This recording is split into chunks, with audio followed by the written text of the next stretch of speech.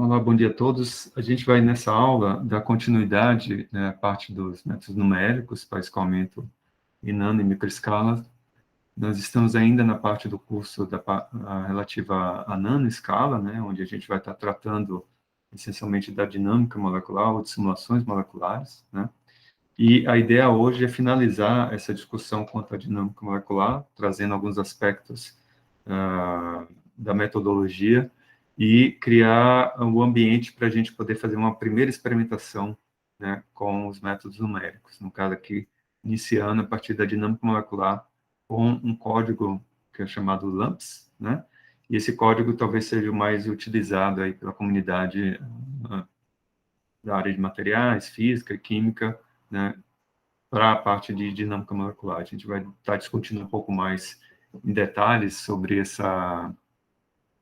tanto o código quanto a atividade que a gente vai estar realizando ao longo da discussão hoje. Bom, um ponto importante é que na próxima aula, então, na próxima semana, a gente vai ser feriado, então não haverá atividade aqui do curso, mas vamos deixar disponíveis um vídeo relativo à preparação da máquina virtual, E já algumas instruções da parte da dinâmica molecular para que vocês possam experimentar.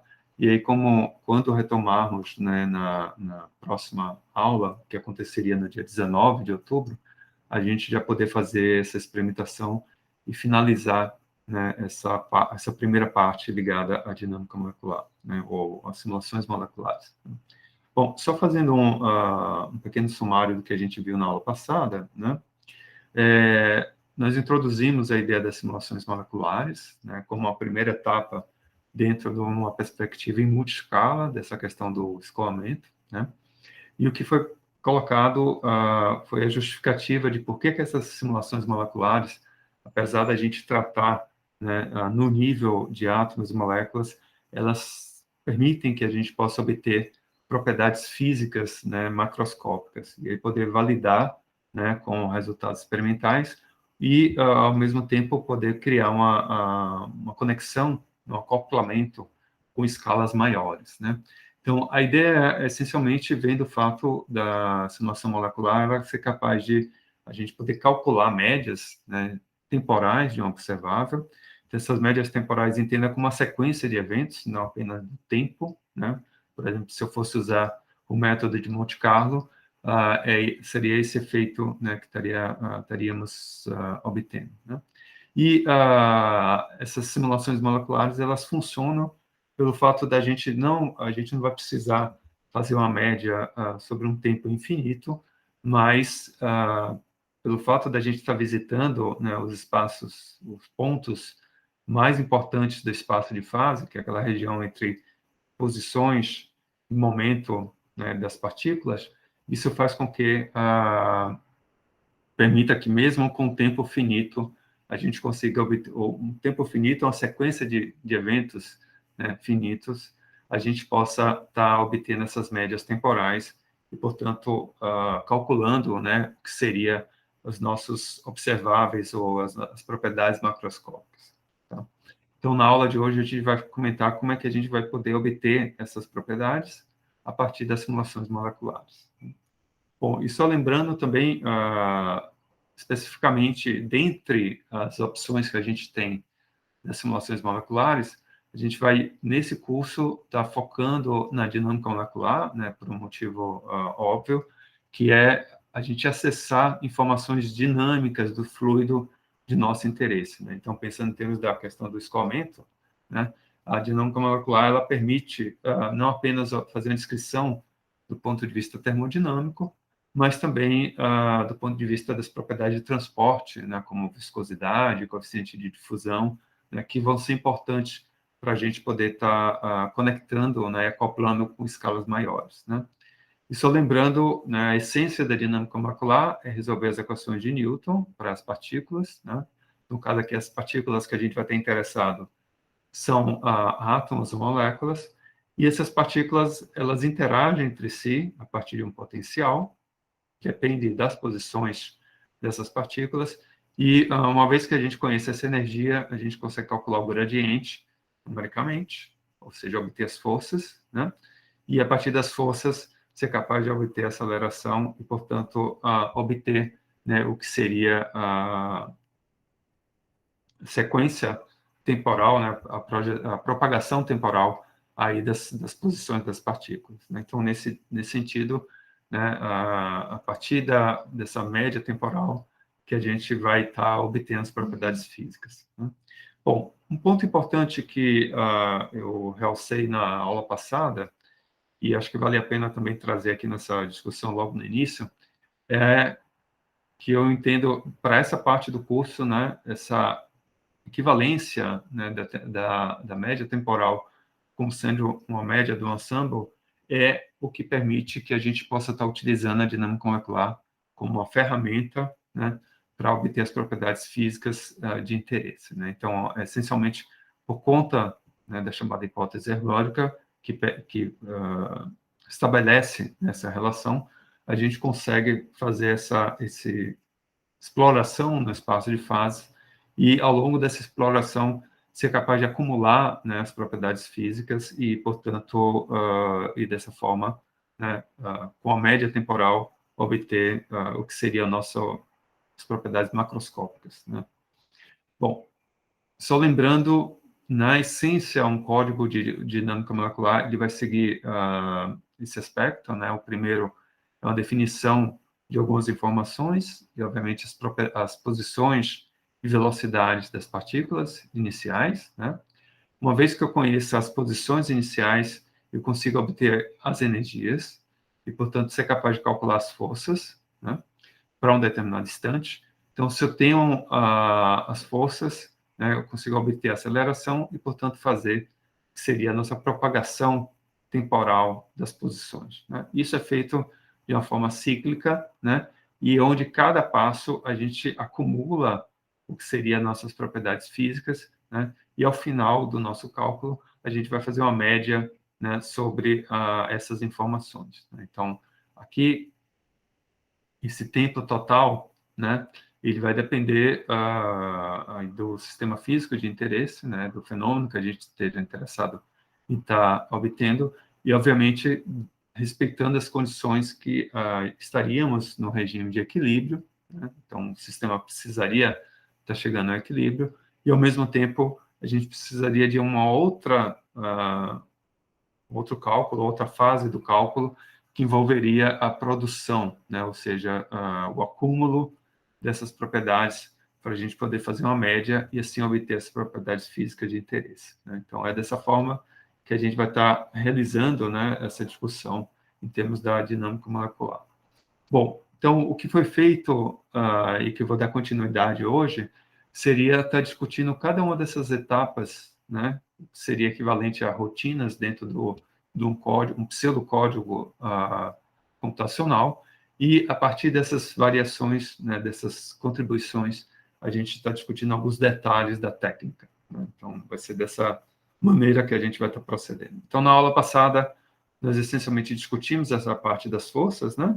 E as forças aqui, essencialmente, a ideia da segunda lei de Newton, né? A força é igual a massa vezes a aceleração, onde essa força, na verdade, ela poderia vir a partir de uma função efetiva, né, que vai estar descrevendo como átomos e moléculas poderiam se interagir entre si, ou utilizando o chamado teorema de Helmholtz-Feynman, que permite que a gente possa obter as forças a partir de um cálculo de primeiros princípios ou um cálculo de mecânica quântica. Então, essencialmente, é dessa forma que a gente estaria integrando, né, as forças dentro dessa descrição, né, a nível molecular.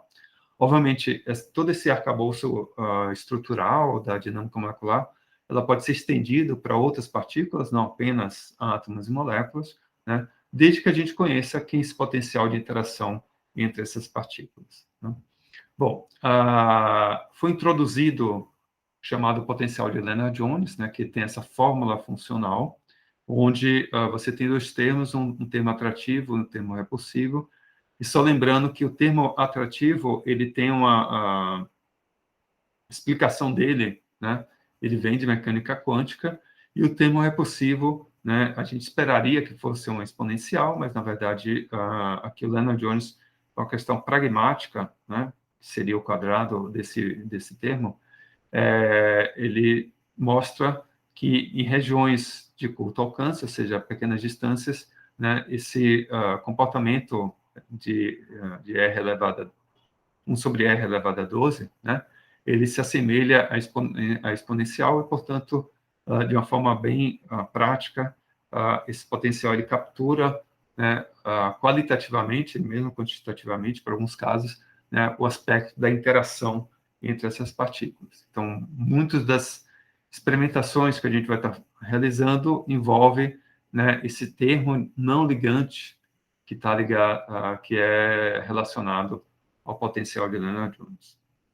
Bom, mas se a gente quiser descrever moléculas mais complexas, né, os sistemas mais complexos, a gente teria que estar incluindo outros ingredientes no nosso potencial, e além da contribuição de Lennard-Jones, né, a gente também teria a contribuição vindo, né, da interação eletrostática e da própria, né, mecânica molecular, ou seja, a descrição da ligação, da parte angular, diedral, né, todos os aspectos que envolvem a descrição de moléculas, né, no caso aqui moléculas complexas, onde a proposição seria de estar utilizando, né, potenciais que se assemelham ao oscilador harmônico, né, como é o caso da ligação, por exemplo, né, poderia ser ele poderia ser tanto simétrico como ter uma certa anomalicidade, né, ou outros efeitos, e não apenas o termo quadrático, né, mas também incluindo o potencial periódico para descrever essa geometria dessa molécula. Então, essencialmente, quando a gente for realizar um cálculo de dinâmica molecular, vários desses parâmetros, né, tanto o sigma, o epsilon, né, as cargas, né, o que seria o equivalente das posições de equilíbrio desses sistemas, isso estaria sendo levado em conta, e a gente precisa fornecer essas informações no nosso cálculo. Se formos utilizar sistemas ainda mais com interação um pouco mais complexa, como o caso de metais, ou mesmo sistemas covalentes, né, aí é necessário alguns potenciais que vão além do que está sendo mostrado aqui, né, e envolveria funções que poderiam estar descrevendo localização, direcionamento de ligações químicas, né, e outros aspectos que precisam ser incluídos, né, na descrição a nível molecular, né. Bom, então, essencialmente, essa foi a discussão que nós fizemos, né, quanto a essa primeira parte, que envolve, né, o cálculo de forças, né. Eu iniciei uma discussão quanto a essa parte da inicialização, né, do nosso cálculo, e a ideia aqui era que eu vou voltar e comentar um pouquinho desde o início dessa discussão, e a gente poder fazer, né, fechar aqui toda a discussão quanto à inicialização, a parte da integração, né, de como é que são as estratégias numéricas para a gente poder integrar as equações de Newton, e, finalmente, né, a possibilidade da gente estar calculando, né, o que seria as propriedades físicas a partir dessa informação que vem das posições, do momento e das energias ao longo das nossas trajetórias. Então, vai ser dessa forma que vamos estar encaminhando aqui a discussão hoje. Tá? Bom, então vamos, de fato, agora iniciar, né, a nossa discussão, que é quanto os protocolos e os algoritmos, primeiro quanto à questão da inicialização e, em seguida, né, quanto à integração dessas equações de movimento. Então, vamos lá. Bom, então, nessa primeira parte de inicialização, só lembrando, né, o que a gente precisa estar trazendo a informação sobre como é que seria a condição termodinâmica que a gente quer estar simulando, né, aí envolveria informando qual seria a temperatura, o volume, né, qual que é o ensemble que a gente gostaria de estar simulando, se é energia constante, temperatura constante, né, volume ou pressão constantes, o número de partículas e assim por diante. Então, isso é algo que, no início do nosso cálculo, né, é uma informação que já estaria vindo, né, no input da simulação de dinâmica molecular, né. Em seguida, a gente tem que fornecer um conjunto de posições iniciais, né? E eu já havia comentado várias formas de estar realizando isso, né? De tal modo que ela poderia seguir tanto uma estrutura periódica, como é o caso de uma estrutura cristalina, por exemplo, só como uma configuração inicial, né, para partirmos o nosso cálculo, ou ela poderia vir também a partir de uma distribuição randômica, né?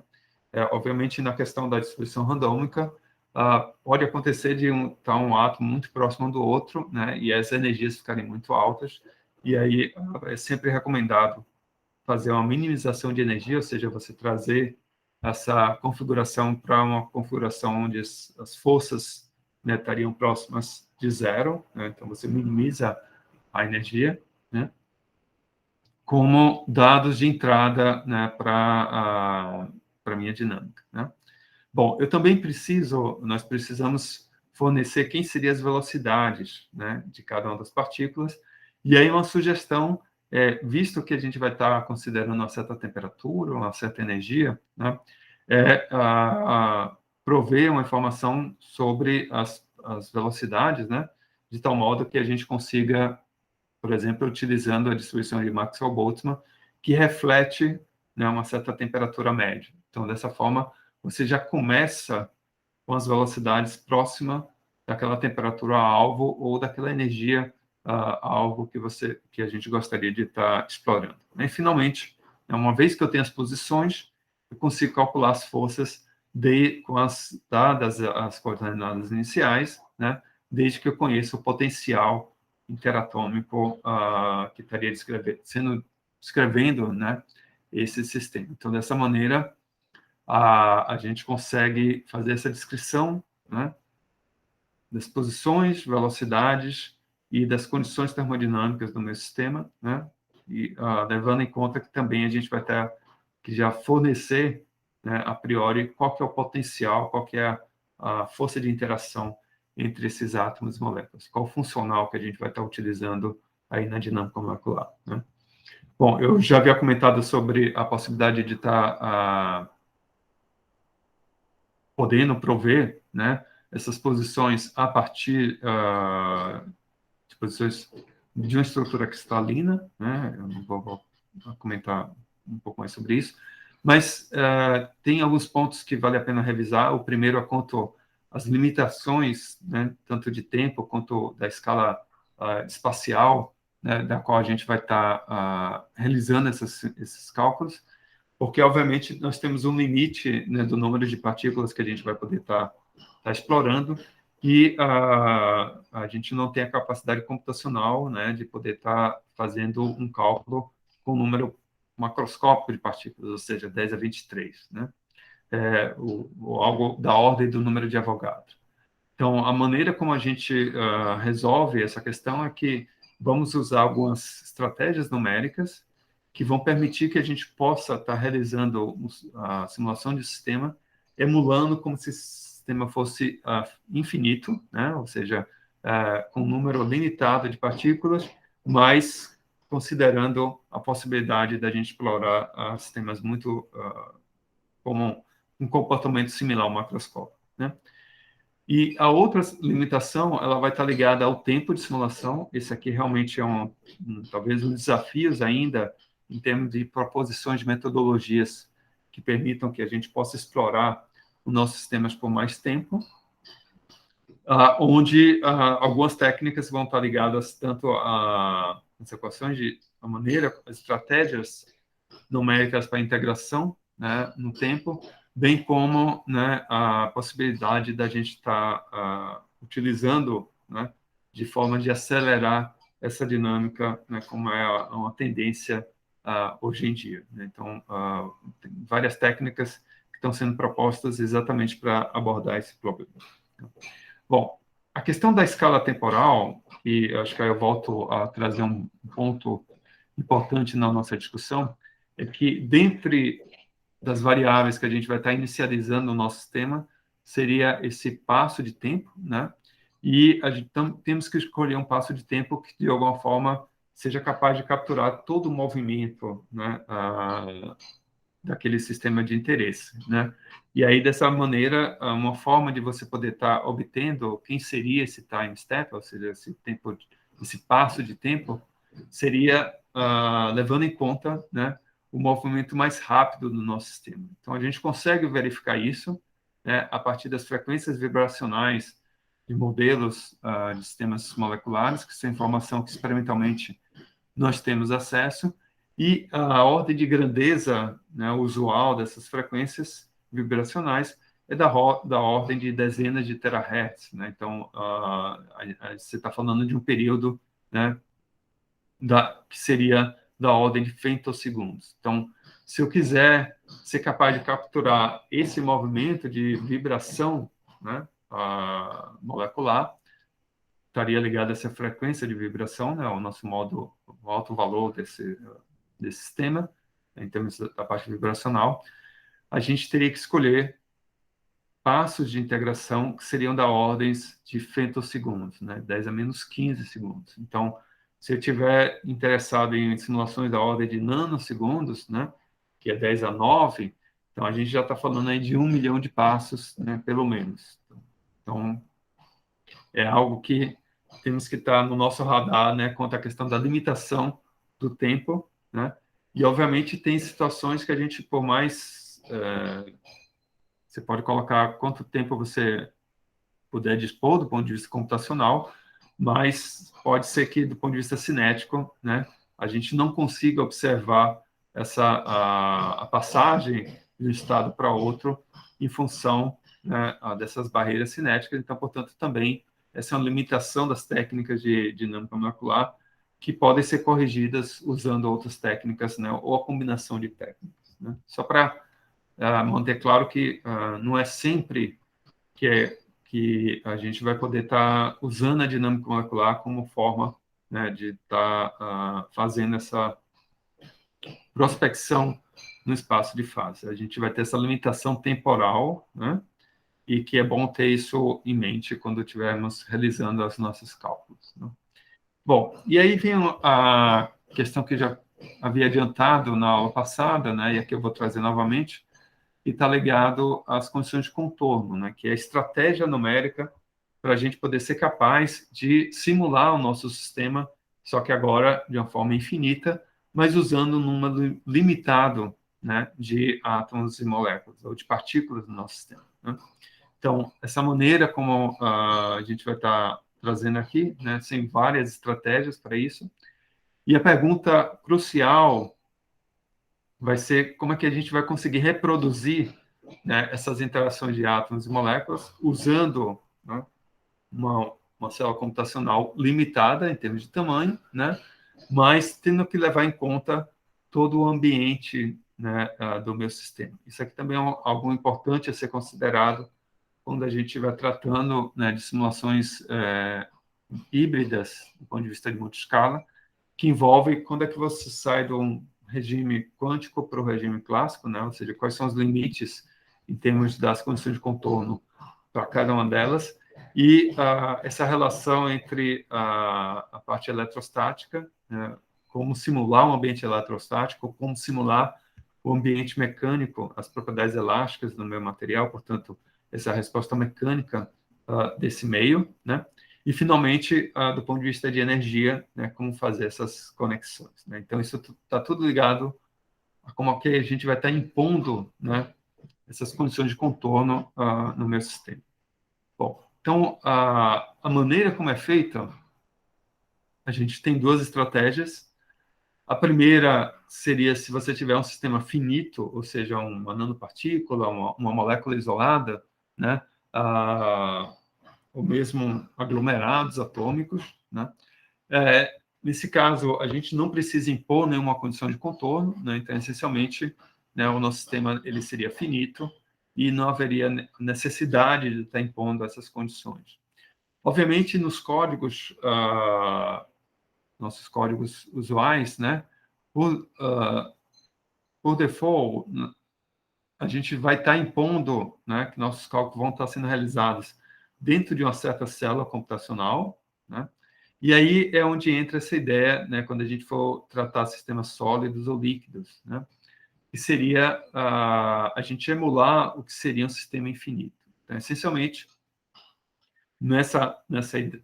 nesse conceito, o que a gente vai fazer é realizar todos os nossos cálculos dentro dessa célula, e essa célula, ela, na verdade, vai ser replicada em todo o espaço, por condições periódicas de contorno, de tal modo que, nesse limite que eu estou colocando aqui à direita, né, a imagem ela vai estar interagindo com o que seria esse limite que estaria aqui à esquerda. Então, se uma partícula sai dessa caixa, ela estaria voltando, né, pela caixa imagem aqui à esquerda, entrando na caixa principal, né?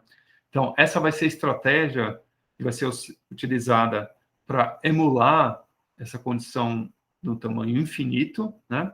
Onde nessa célula principal a gente vai ter um número finito de partículas, portanto, essa vai ser a nossa limitação em termos de tamanho, né? Então, a gente consegue criar situações que permitam que a gente possa simular tanto sólidos quanto líquidos, né, a partir dessa estratégia que seria as condições de contorno, né? Então, eu vou discutir um pouquinho sobre como é que são impostas nessas condições e, dessa forma, a gente ser capaz de estar simulando, né, o nosso sistema macroscópico, mas usando um número limitado de partículas, né? Isso é um ponto interessante, porque a gente precisa agora saber, né? Então, essa célula principal, ela tem um nome, em inglês a gente chama de supercell, né? Então, a supercélula, que essencialmente, a partir de tudo que vai estar acontecendo aqui dentro, né, a gente vai fazer essa média sobre as propriedades físicas do meu sistema, né? E aí você pode estar se perguntando, bom, imagine que eu tenha um certo sólido que teria um defeito, por exemplo, né? Então, como é que a gente resolveria essa questão, né? Visto que a densidade, a concentração de defeitos, ela usualmente não é uma concentração muito alta, né? Mas eu precisaria estar considerando essa inclusão, né? Desse defeito no meu cálculo. Então, a maneira como é feita é similar, né? A gente vai usar essa ideia da supercélula, né? Ou mesmo um sistema que não seria periódico, por exemplo, né? Ou líquido ou um amorfo. Então, a gente vai estar gerando uma configuração nessa supercélula. Isso, de novo, vai ser replicado em imagens, né? Em todas as direções, do ponto de vista espacial. A única questão é que a gente precisaria tomar o cuidado que essa imagem do meu defeito não interaja com a imagem, com o defeito na supercélula principal, né? Então, é algo que a gente teria que fazer, tomar esse cuidado, né? É possível, né, ver testes que permitam fazer essa correlação, né? Verificar se qual seria o tamanho ideal, né, da qual a gente não conseguisse mais estar observando essa interação entre o defeito e a imagem dele. Isso vale também para sistemas não periódicos, né? Então, como uma certa região no espaço, ela não sente que ela vai ser replicada aqui em cima, então você tem uma pseudo-periodicidade do meu sistema. Então, qual o tamanho que a gente tem que escolher de tal modo a evitar que essas interações entrem no jogo. Então, mas a ideia principal seria essa, né? A gente vai ter uma supercélula que ela é replicada espacialmente em todas as direções. Aqui eu estou mostrando um caso em 2 dimensões, mas, na verdade, isso pode ser propagado extrapolado, né, para as condições em 3 dimensões também, sem problema algum, né? Como é que isso é feito na prática? Tá? Essa aqui talvez seja o ponto principal, né? E aqui a gente vai estar trazendo dois conceitos, né? Um é como é que vai estar sendo realizada essa propagação em termos da imposição dessas condições periódicas de contorno, né? E a outra vai estar ligado a um efeito de uma estratégia para a gente não precisar ou melhor, a gente ser capaz de incluir todas as interações que estariam acontecendo dentro dessa célula primária, né? Então, como é que é feito na prática, né? Então, a gente vai ter uma célula primária, aqui no caso 2D, né? E essa célula primária, ela é replicada de uma forma translacional em todas as direções, tá? Onde a forma dessa célula, né, e depois já vou discutir, ela não precisa ser, ela tem uma forma, ela vai precisar preencher o espaço completamente, né, mas não necessariamente está limitada a uma condição de cúbica ou quadrada, como está sendo mostrado aqui, né? E, essencialmente, né, a gente vai impor uma condição de tal modo que, como eu havia comentado, né, se uma partícula que está na fronteira dessa célula principal, primária, ela sai para a imagem, né, para a caixa imagem, né, ou para a célula imagem, significa que, do outro lado, né, uma partícula está entrando nessa célula principal. Então, dessa maneira, a gente garante que o número de partículas é mantido constante, né, e que a gente estaria considerando a interação desse átomo, dessa molécula, né, em todo espaço. Então, note que, se eu for estar simulando esse aumento, né, e você tem uma partícula que está saindo do seu domínio, da minha célula, da minha supercélula, significa que tem uma outra célula, ou um outro átomo, uma molécula entrando nela. Isso vale para todas as direções, né? Então, se tiver uma partícula saindo nesse ponto aqui e chegando nessa imagem, significa que a imagem aqui abaixo, né, ela vai ter uma partícula na imagem entrando na célula primária e assim por diante. Então, é dessa forma que é imposto, né, as minhas condições de contorno, as minhas condições periódicas, né, de contorno. E é uma informação que, em todo o trabalho de dinâmica molecular, a gente tem que considerar, ou melhor, expressar que estamos considerando essas condições, porque é a forma que a gente está mostrando que, de fato, você estaria cobrindo, né, de uma forma, o sistema de uma maneira infinita, né? Bom, então essa imposição, né, ela envolve agora um outro conceito, que é como é que a gente vai estar calculando tanto distâncias como também as interações, né, entre átomos e moléculas. Então, note esse caso aqui, né? Então, a gente tem essa célula primária, que está aqui em verdinho, né? Os meus átomos, aqui são os reais, né, que estão na célula primária, eles estão aqui em preto, né?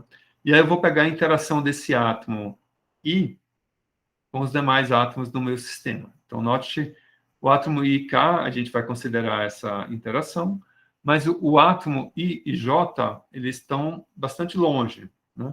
Então, em princípio, essa interação poderia ser praticamente zero.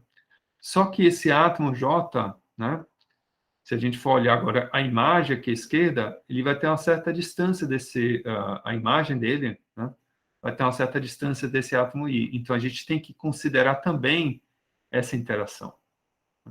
Então, além da condição de contorno, ela vai entrar não apenas para a gente poder estar justificando o fato de, com um número limitado de partículas, a gente poder estar simulando um sistema infinito, mas é necessário esse cuidado de incluir todas as interações possíveis aqui no meu sistema. E, nesse caso, né, não só a interação do átomo na supercélula, mas também dele com as imagens próximas, né, dentro de um critério de distância mínima, né, que seria esse raio de corte que a gente vai estar impondo, né?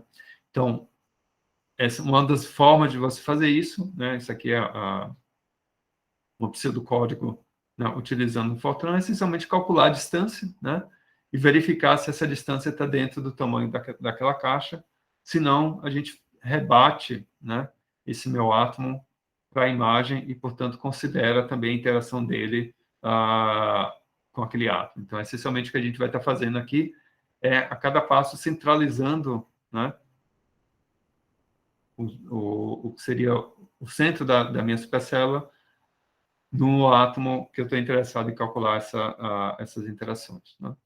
Isso é feito para isso a gente vai usar o chamado critério da imagem mínima, né, que seria se a distância entre esse átomo e o átomo real, e o outro átomo, seja a imagem, né, dele, seja ele na célula primária, isso estaria sendo satisfeito ou não, né?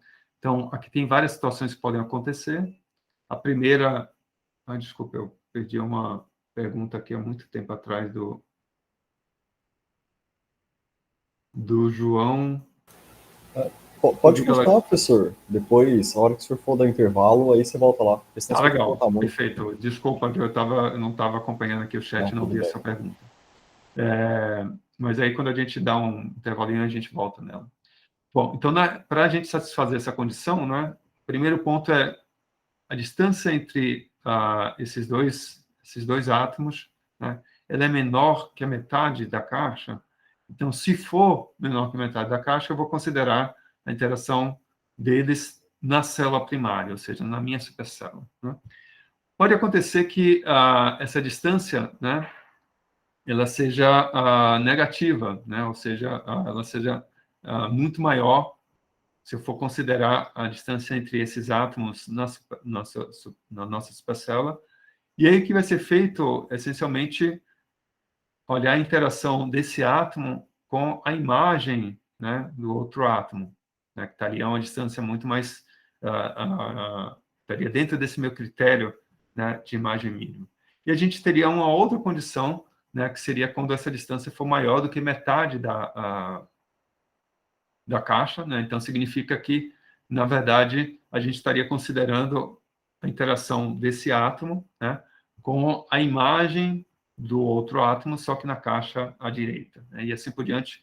E dessa forma, a gente consegue estar mapeando, né, aqui numa única dimensão. Isso pode ser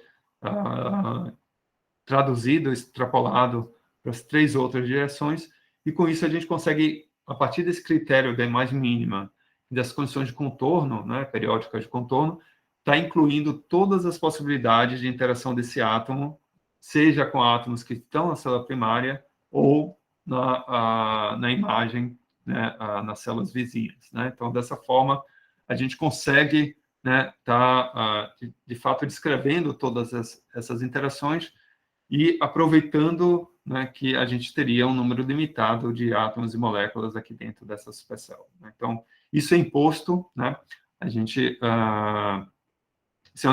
você pode, nos códigos de dinâmica molecular, estar ligando ou desligando cada uma dessas direções, né? Então, a gente pode fazer nas 3 direções, ou apenas em 2 delas, né? Ou em uma, né? Ou em nenhuma, né? Então, tudo isso hoje em dia já é muito prático, né, de estar sendo realizado, implementado dentro dos códigos de dinâmica molecular. Mas é importante a gente saber o que está acontecendo, né? Essencialmente, a gente está impondo essas condições de contorno, né, e impondo esse critério da imagem mínima, né? Ou seja, se essa distância for da ordem de metade do tamanho da caixa, né, naquela direção, a gente vai ter que considerar ou as interações dentro da célula supercélula ou as interações, né, nas minhas imagens dessa minha célula. Né? Bom, essas condições de contorno, elas não necessariamente precisam satisfazer uma única geometria, como é o caso da geometria cúbica. Então, esse tamanho, né, ou melhor, desculpa, a forma da caixa, dessa caixa computacional, dessa supercélula, ela pode ser de diferentes tipos, né? A única imposição é que a gente, em princípio, teria que estar ocupando o espaço inteiro, né? E aqui eu dou algumas sugestões, né? Que, obviamente, o cúbico talvez seja mais simples da gente estar pensando, mas você tem várias outras possibilidades, né? Que fazem com que o tamanho da caixa seja menor, então, portanto, menos átomos para você estar trabalhando, mas, obviamente, as condições que a gente vai ter que impor do ponto de vista das condições geométricas, das condições periódicas de contorno, elas são muito mais computacionalmente, não numericamente, né? Elas podem impor mais operações, mas nada impede aí um custo-benefício entre você estar usando uma geometria um pouco mais complexa, mas precisando simular um menor número de átomos e moléculas no sistema. Né? Então, vai ser dessa maneira que a gente tem uma série de liberdades, né, que podemos escolher de como está descrevendo o nosso sistema. Então, essa é a nossa, usualmente, a mais fácil e que é imediata é o sistema cúbico, né, de caixa. mas que isso pode ser relaxado ao longo da nossa dinâmica, né? E outro ponto importante a ser considerado é que a gente pode impor, mesmo com condição de contorno, né, fazer com que essa caixa ela tenha forma variável. Ou seja, se eu impor pressão, né, isso é muito comum quando a gente faz simulações sobre altas pressões, né? Então, o meu sistema ele pode mudar de forma, né, em função da pressão, e a gente vai impor uma dinâmica também na forma da caixa, né? Ou seja, nos vetores que vão descrever essa caixa, mas isso não impede que, ao longo dessa dinâmica, a gente também esteja realizando, né, impondo essas condições de contorno periódicas, né, ao meu sistema. Então, é algo que ele é maleável, né, no tempo, a depender do tipo de cálculo que você gostaria de estar realizando, né? Bom, então, visto isso, né, a gente justifica o fato de estar usando o sistema, apesar de finito, né, com esse conceito de supercélula, a gente vai estar emulando o sistema infinito, mas aí tem a pergunta que é quão grande tem que ser a nossa caixa, ou seja, quantos átomos eu preciso estar utilizando ou impondo no meu cálculo, né? Bom, então, para isso, o que a gente precisa é estar fazendo a investigação sobre a convergência, né? Então, eu preciso algo que é muito importante no cálculo de dinâmica molecular é verificar qual é o efeito de tamanho, né? Ou seja, se aumentar o tamanho da minha caixa, né, mantendo, obviamente, a densidade de partículas, né, a densidade do meu sistema, o que muda? Né? Então, eu começo com um sistema com 64 átomos, depois 128, daqui a pouco eu estou com 1 milhão de átomos, né? O que vai estar mudando com aquelas propriedades de interesse, né? Então, isso é uma forma de estar verificando, né, qual o tamanho mínimo, né, o tamanho que seria interessante para a gente estar descrevendo as nossas propriedades de interesse. E uma das maneiras de você fazer isso é a partir, né, da descrição das interações do ponto de vista da energia, né? Então, como é que a energia total por átomo está mudando quando eu altero o tamanho, né? Ele está ficando... está mantendo esse valor, né? Ele está alterando, ainda não convergiu, a gente vê uma mudança nesse comportamento da energia potencial, né? Uma outra forma indireta de verificar isso, né, seria do ponto de vista elástico, né? Ou seja, se eu estiver aumentando o tamanho da minha caixa, que seria o ideal, né? Como é que a resposta elástica estaria sendo afetada, né? As constantes elásticas, por exemplo, né? E, obviamente, se a gente estiver considerando interações eletrostáticas, né, lembra que são interações que elas não morrem rapidamente, então elas têm um tempo, um decaimento em termos da distância, que se faz necessário, então, investigar se a nossa convergência ela estaria sendo satisfeita, ou seja, aumentando o tamanho da caixa, esse valor, né, estaria sendo atendido, né, conforme essas interações, né, estarem sendo ligadas. Então, é dessa forma que a gente consegue investigar, né, se o tamanho da caixa que a gente está utilizando ele está suficiente ou não. Então, isso aqui vai ser um exercício, inclusive, que a gente pode explorar na nossa experimentação com dinâmica molecular, né? Bom, então, dessa maneira, eu acabei discutindo com vocês essa primeira parte, né, que é relativo à inicialização, né, das posições e velocidades do meu sistema, e agora a gente vai discutir quanto à questão da integração, né? Então, vou dar uma pausa aqui para vocês e responder perguntas, né? Então, vou parar aqui a gravação, e quem tiver alguma pergunta até esse ponto, fique à vontade.